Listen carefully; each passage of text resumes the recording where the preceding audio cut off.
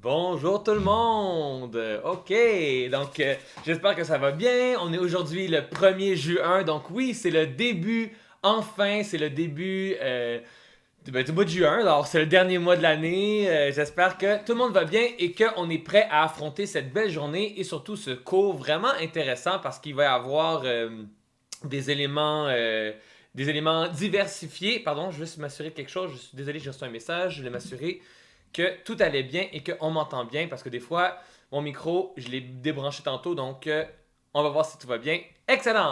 Donc, oui, donc voilà, alors j'espère que vous allez bien. Aujourd'hui, on va commencer avec un petit retour sur la capsule de Madame Valérie de vendredi. Elle vous a donné un défi par rapport à son chien Goliath. Alors on va voir si vous avez réussi à trouver les bonnes réponses. Je vais donc laisser Madame Valérie répondre à cette question. Ah, mais non, Madame Valérie n'est pas là avec moi, donc à la place, elle nous a envoyé une belle vidéo. On l'écoute tout de suite. Bonjour tout le monde. Alors, vendredi, on s'est laissé avec un petit problème de ma part concernant la nourriture de mon chien Goliath. Alors, j'ose espérer que tu as pris le temps en fin de semaine de répondre à cette situation. Alors, qu'est-ce que je sais? Je sais que l'achat d'une caisse de 12 cannes, c'est 67,29 et qu'une canne me permet de faire manger mon chien pendant 2 jours. Qu'est-ce que je cherchais? Je cherchais à savoir combien de caisses est-ce que je vais devoir acheter dans une année et quel sera le coût de la nourriture de mon chien pour cette année. Je te rappelle qu'une canne est bonne pour nourrir mon chien pendant 2 jours. Donc, 12 cannes va permettre à mon chien de manger pendant 24 jours. Je vais tasser un petit peu la caméra. Donc, dans une année, il y a 365 jours. Alors, si je fais la division, 365 jours divisé par 24 étant le nombre de jours qu'une caisse permet à mon chien de manger, c'était mal formulé, mais tu comprends. Et donc, ça me donne 15,208. Donc, le 15 correspond à mon nombre de caisses complètes et le 208 millième correspond à la fraction d'une caisse. Si j'ai besoin donc de 15,208 caisses pour faire manger mon chien durant un an, je devrais donc acheter, et oui, je devrais acheter 16 caisses. Parce que si je n'achète que 15 caisses, malheureusement, pendant quelques jours, mon chien ne pourrait pas manger. Alors, coût total de la nourriture. Je sais qu'une caisse de 12 coûte 67,29 $, que j'ai besoin de 16 caisses, à 67,29 $, ce qui fait donc un total de 1076,64 $ pour mon année. Voilà. Alors, ça, c'est le coût juste pour la nourriture de mon chien. Mais un chien, c'est aussi des visites chez le vétérinaire, des médicaments, des vaccins, des traitements contre les puces et les vers du cœur, le micropuçage, le permis annuel, des gâteries, des jouets, le toilettage, des accessoires, du temps pour l'entraîner, du temps pour le promener. Alors, c'est, oui, beaucoup d'argent, oui, du temps, mais aussi beaucoup d'amour. Alors, si un jour tu as l'intention de t'acheter un chien, pense à toutes ces choses. Voilà. Merci. Au prochain défi, peut-être. Oh my god, ok, mais ok. 1076 $, donc presque 1060, mettons presque 1080 $ juste en nourriture. Ça, c'est sans compter tout le reste. C'est vrai que ça coûte cher un chien? Mon dieu, je savais pas ça. Dans le sens, vous savez, ben vous savez peut-être pas, j'ai pas d'animaux de compagnie pour plein de raisons. Mais là, maintenant, je comprends pourquoi mon père a toujours été allergique aux animaux. Parce que ça coûte tellement cher. Oh mon dieu. Ben, en tout cas, c'est vrai par contre que ça donne. Ça donne de l'affection et. C'est ça. C'est le fun. Bon, bref. Alors, c'est bien cute sur Internet aussi. Là. Je suis bien content de voir des petites vidéos de chiens ou de chats passer ou de lapins ou perroquets. Non. Non, les vidéos de perroquets, ça, je m'en fous. Alors, on va continuer avec la première leçon du jour. Aujourd'hui, on va travailler l'écriture. Wouhou! Donc, cette semaine, on a un défi pour tous les élèves qui nous écoutent. On va tous ensemble écrire une histoire. What? Mais comment? Attention, ne vous inquiétez pas, vous allez chacun écrire votre propre histoire, mais je vais vous guider tout au long pour le processus. On va commencer ce matin En fait, avant que j'essaie de reculer parce que j'ai comme plein d'idées qui me passent dans ma tête en même temps. Donc, on va commencer ce matin avec le récit, donc le schéma du récit. On l'a séparé vraiment selon les 3 cours qu'on va avoir cette semaine, donc lundi, mercredi et vendredi. Et aujourd'hui, on va commencer avec la situation initiale ainsi que l'élément déclencheur. Donc, je vais vous expliquer vite vite c'est quoi, faire un petit retour, vous rafraîchir un peu la mémoire, parce que cette semaine, le défi est d'écrire un texte, un court texte quand même, dont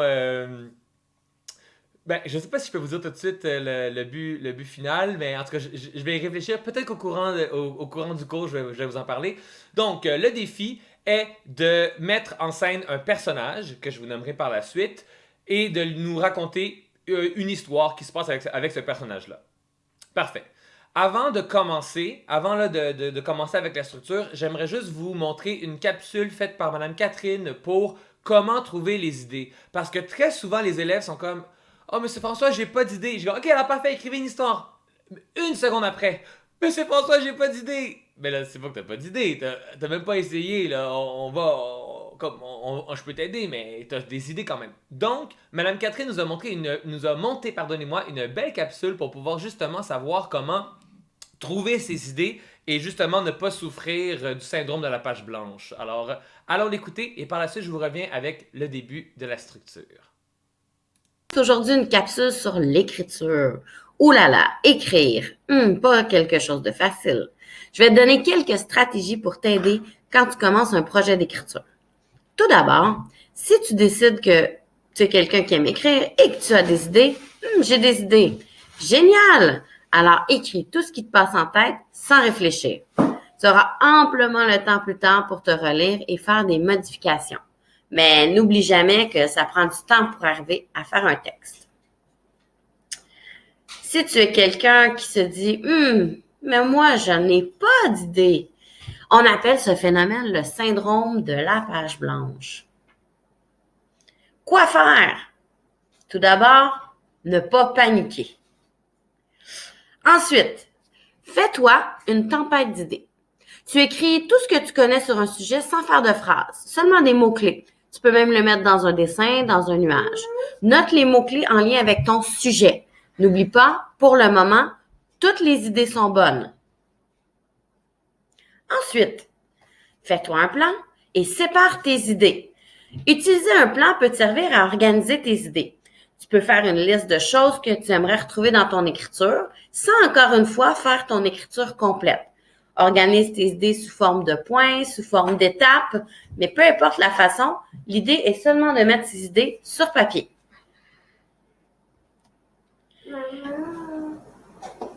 Quelques stratégies supplémentaires, tu peux te créer une banque de mots.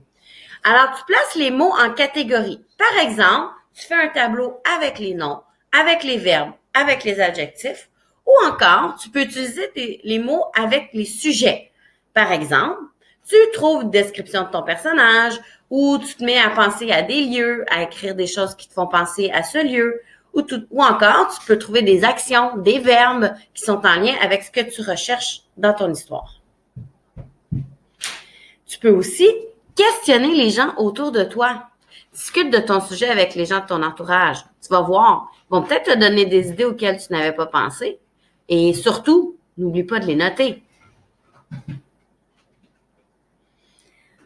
Inspire-toi de ce que tu vois autour. Toutes les situations peuvent être drôles, qu'elles soient cocasses ou bien qu'il y ait un petit peu d'action.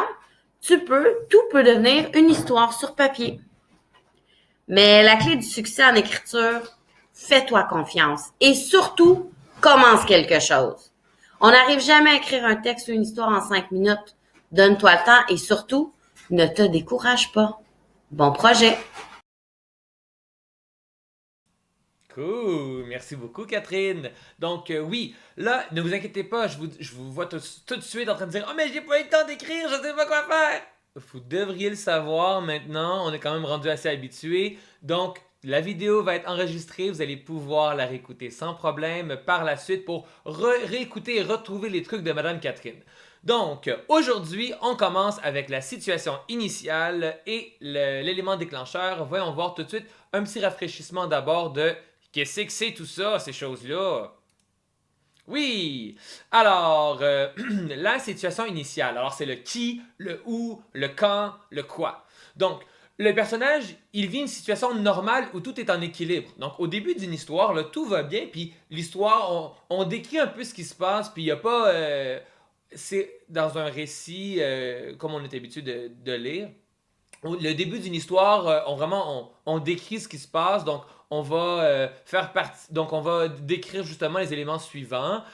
On va décrire le héros, donc avec des caractéristiques souvent qui vont être physiques, donc à quoi il ressemble, et psychologiques, donc quelles sont par exemple ses qualités ou ses défauts, un peu ses valeurs, donc ses intérêts. Donc on va décrire un peu comment il est là, pour qu'on puisse s'attacher à ce personnage-là et s'identifier à lui. Par la suite, on va également parler du lieu et du temps. Donc, où est-ce que ça se passe et quand est-ce que ça se passe? Est-ce que c'est au Moyen Âge? Est-ce que c'est maintenant? Est-ce que c'est en l'an 3000? Donc, c'est vraiment juste pour qu'on puisse situer, parce qu'une fois que les lecteurs sont bien situés dans l'histoire, après, peu importe ce que tu leur proposes, ils vont pouvoir embarquer. Parce que dans la situation initiale, tu as déjà finalement déposé le cadre normal. Donc, après, si par exemple ton histoire se passe dans une école de magie, donc, dès le début, on comprend que la magie, c'est normal et que ça existe pour de vrai. Donc, si par la suite, tout à coup, là, quelqu'un vient et jette un mauvais sort sur le héros principal, ben, on comprend que les gens vont embarquer parce qu'ils vont se dire « Ah oui, c'est vrai, ça se passe dans un univers où la magie existe. » Donc, ce serait quelque chose de réaliste. Alors, je vais juste donc vous relire la description. Donc, je répète que les éléments suivants doivent en principe faire partie de la situation initiale. Donc, on va décrire le héros, quelques caractéristiques physiques et psychologiques, on va décrire le lieu, le temps et l'action principale qui occupe le héros avant que sa vie soit perturbée. Donc, ça veut dire qu'on va vraiment dire, non seulement on va le décrire, puis on va dire ce qu'il aime faire et où est-ce qu'il est et on est à quelle époque, mais on va également dire c'est quoi son quotidien. On va décrire finalement comment il est. Si par exemple on parle d'un détective, bon, on va expliquer qu'il aime travailler à son bureau, qu'il travaille dans telle ville et que c'est normal son quotidien de chercher des indices pour x, y raison. Donc ça, c'est la situation initiale. Maintenant vient la deuxième partie dont je vais vous parler aujourd'hui, l'élément déclencheur ou l'élément qui est perturbateur, qui vient chambouler finalement le quotidien du héros. Donc c'est un événement ou un personnage qui vient perturber la situation d'équilibre. C'est le déclenchement de la quête du personnage principal qui cherche à retrouver une situation d'équilibre.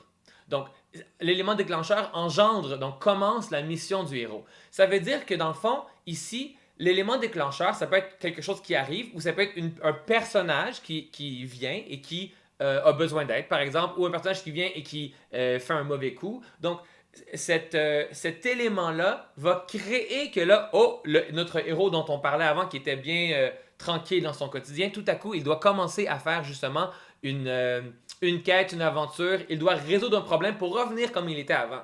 Donc, ça, c'est vraiment les deux parties dont on va parler aujourd'hui. Évidemment, il y a 3 autres parties que vous connaissez, mais ça, on va garder ça pour les autres journées.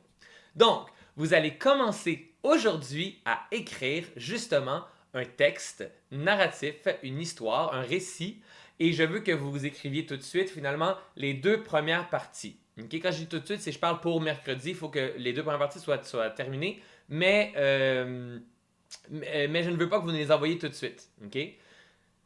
Maintenant, avant qu'on aille plus loin, je vais vous expliquer quelques petits éléments que vous allez avoir. Là, je vois que je reçois des élèves. Ok, parfait.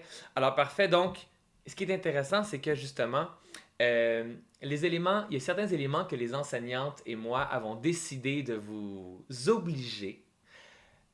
Le thème, c'est moi. Et oui! Donc, en fait, ce que je vais vous demander de faire, c'est relativement simple. C'est que je veux que vous me racontiez une histoire de Monsieur François en train de donner son cours sur Internet. Donc, la situation initiale, je pense que vous êtes rendu habitué de la voir, cette situation initiale de moi. Donc, vous pouvez parler de moi, vous pouvez donc me décrire physiquement, vous pouvez me décrire au niveau psychologique. Ah, en passant, pour ceux qui vont me décrire physiquement, pas besoin de dire que je suis un mannequin, là, ça tout le monde le sait là, quand même. Donc, soyez pas besoin de dire que je suis le plus bel enseignant et le plus beau monsieur que vous avez vu toute votre vie. Vous pouvez parler d'autres choses, ça, comme par exemple mes lunettes. Évidemment, vous comprenez que c'est une blague ce que je suis en train de dire. Mais juste, donc, n'oubliez pas de bien décrire. Parce que il faut vraiment penser que peut-être qu'une personne qui ne me connaît pas va lire votre histoire. OK? Donc, on sait quel est le lieu, on sait quel est le temps, on sait quelle est mon action principale qui m'occupe avant que toi sois perturbé.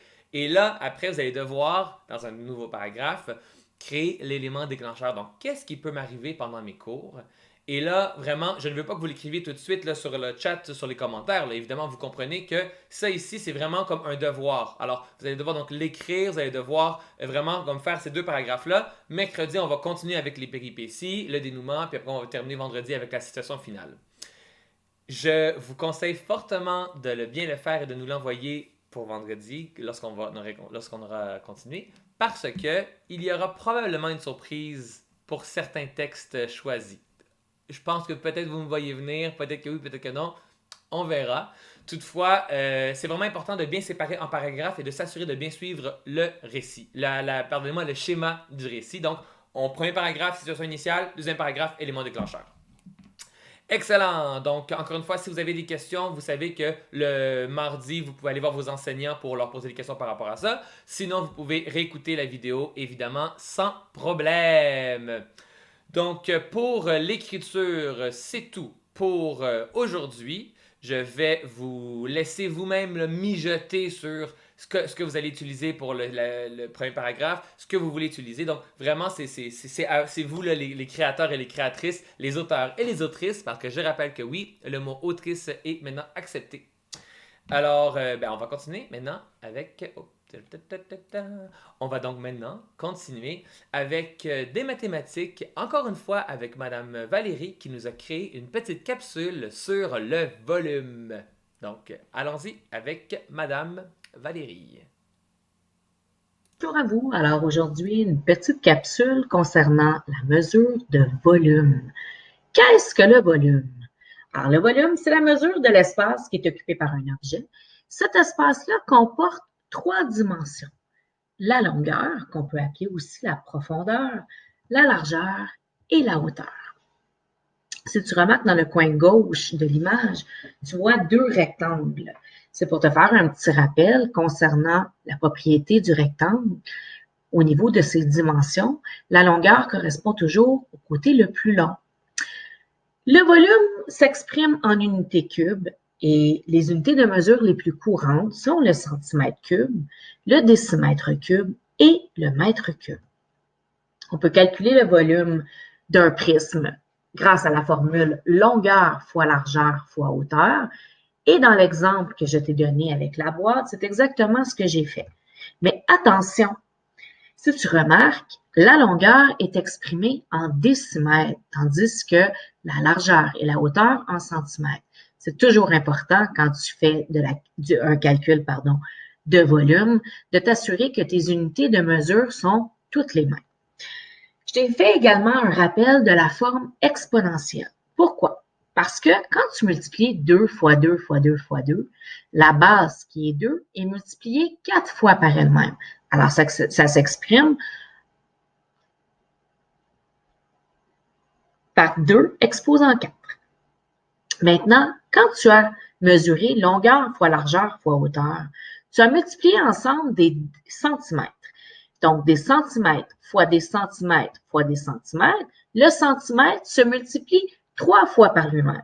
C'est la raison pour laquelle on l'exprime en centimètres cubes. Maintenant est venu le temps pour toi d'essayer un petit défi en lien avec les différentes mesures du volume. Olivier et sa famille déménagent cet été. Ses parents veulent qu'il commence à faire ses boîtes. Il doit essayer de mettre un maximum de livres dans les boîtes pour gagner de l'espace. Tous ces livres ont le même format. Les boîtes aussi. Alors, si tu remarques bien, la boîte mesure 30 cm par 22 cm par 18 cm et le livre, 22 cm par 15 cm par 3 cm. On te demande, sachant qu'Olivier a rempli 5 boîtes et qu'il ne reste plus d'espace, combien de livres avait-il en tout dans sa bibliothèque? Tu auras l'occasion de revisionner cette vidéo pour être capable de refaire peut-être une deuxième lecture. Je t'ai mis la boîte et le livre en plus grand format, donc 30 cm par 22 cm par 18 cm, et le livre 22 cm par 15 cm par 3 cm. Et je te fais un petit rappel que pour te pratiquer, tu peux utiliser la page 69 de ton décimal afin de pratiquer la mesure de volume. Merci d'avoir participé à cette capsule sur le volume. Excellent, merci beaucoup Valérie. Donc oui, ce qui est intéressant, c'est que justement, si jamais vous n'avez pas le décimal ou si jamais vous n'avez pas eu le temps de bien écouter, de prendre en note, ne vous inquiétez pas, vous allez pouvoir réécouter la vidéo, je le répète, donc vous allez devoir faire le défi mathématique de Madame Valérie au niveau du volume, donc les livres dans la boîte, ainsi que les 4 petits numéros qui sont apparus à la fin. Donc j'aimerais bien que vous les fassiez et que vous les remettiez. C'est ça, hein? On doit les faire. Génial! Là, j'ai reçu un message comme quoi vous aviez besoin, certaines personnes avaient besoin d'exemples pour un élément déclencheur. Donc, je peux faire un exemple. Je sais que Mme Stéphanie a déjà répondu, mais je peux donner un petit exemple là, si jamais vous avez besoin d'aide. Donc, par exemple, je suis en train de donner mon cours. Alors, vous m'avez déjà tout écrit. Et l'élément déclencheur, c'est tout à coup quelque chose de tout à fait normal, comme, je sais pas moi, un extraterrestre arrive et vient et me kidnappe. Donc, on s'entend que si vous racontez ça comme histoire, je ne vais pas trouver ça du tout original parce que je viens de vous le dire. Mais, vous comprenez que l'élément déclencheur, c'est quelque chose qui va arriver pendant mon cours et qui va faire que là, tout à coup, je dois régler ce problème. Donc, on s'entend que si jamais j'étais en train d'enseigner et que on me kidnappait par des extraterrestres, probablement que vous, votre cours ressemblerait tout à coup à ça. Ouch. Donc, ça deviendrait relativement ennuyant pour vous et vous ne pourriez pas savoir la suite. Donc, je vous conseille fortement de prendre quelque chose qui pourrait arriver dans ce cadre-là pour que vous puissiez continuer au moins à imaginer l'histoire. C'est sûr que s'il se passe des choses à l'extérieur du cadre, vous risquez de ne pas pouvoir le voir. Bref, donc, réfléchissez bien à ceci. Et je me suis vraiment fait mal en passant, je me suis cogné sur mon piano. Je vais avoir un gros bleu, je pense gros de même sur ma cuisse. Tant pis pour moi, c'est ça le risque de l'acting. Bref, on continue. Oui, on a eu du français, on a fait des mathématiques. Et là, avec vous, j'aimerais ça aujourd'hui parler de TikTok, mais parler aussi des challenges, parler un peu de tout ça. Donc, j'ai trouvé une vidéo sur Internet que j'ai trouvé vraiment intéressante. Je l'avais trouvée au mois de décembre dernier. Elle était vraiment intéressante par rapport au challenge. Et je sais que beaucoup d'entre vous, vous aimez ça en faire. C'est fun, c'est vraiment divertissant. Même si vous n'avez pas l'âge pour être sur TikTok, là, mais en tout cas, on n'en parlera pas. Et donc, j'aimerais ça justement vous montrer la vidéo. Puis par la suite, on va en discuter un peu. Alors, allons-y. Yo! Cette semaine, je suis tombée sur des TikTok challenges qui m'ont grave interpellée. Oui, parce qu'un challenge, quand tu peux te brûler. Petite playlist.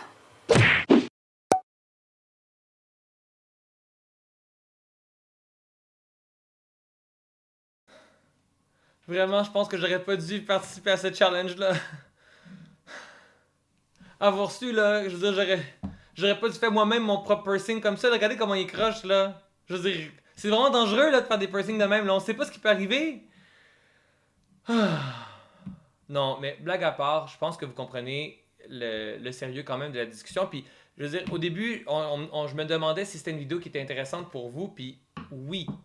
Je vais enlever ça parce que clairement, vous ne me prenez pas au sérieux en ce moment.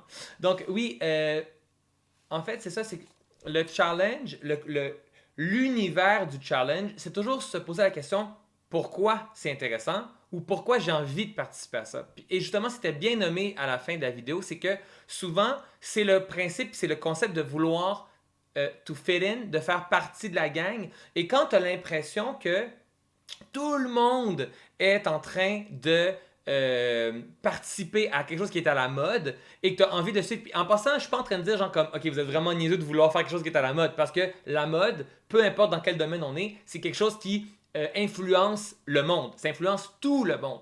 Donc, quand vous voyez quelque chose qui est à la mode, nécessairement, vous avez envie de le faire. Maintenant, faut toujours se poser la question. Pourquoi j'ai envie de le faire? Et là, c'est là que le côté de se dire je veux faire partie de la gang, je veux faire partie de ce qui est cool, c'est là que ça embarque. Et comment est-ce qu'on peut savoir si ce qu'on fait c'est cool ou non? Ben avec les réseaux sociaux, c'est les likes, c'est les partages, et c'est le fait de se faire taguer dans quelque chose. Donc, on a l'impression que c'est sans danger parce qu'on le fait chez soi. Et je pense que c'est pour ça que certains challenges sont aussi dangereux, mais se propagent quand même, parce que les gens ont l'impression d'avoir le contrôle. Je décide de le faire, je suis chez moi, personne ne me force à le faire, et si je le fais comme il faut, oh my god, je vais montrer que je suis cool, que je suis courageux, que je suis capable d'en prendre. Et c'est là que justement vient le côté dangereux des challenges. Parce que tu sais, comme on l'a dit au début, le challenge de manger sur le beat de la musique, là, on s'entend que ça pourrait être dangereux jusqu'à un certain point. Si le beat de la musique c'était vraiment comme super vite, tu pourrais t'étouffer. Mais dans les faits, je pense que les gens sont quand même relativement conscients des dangers.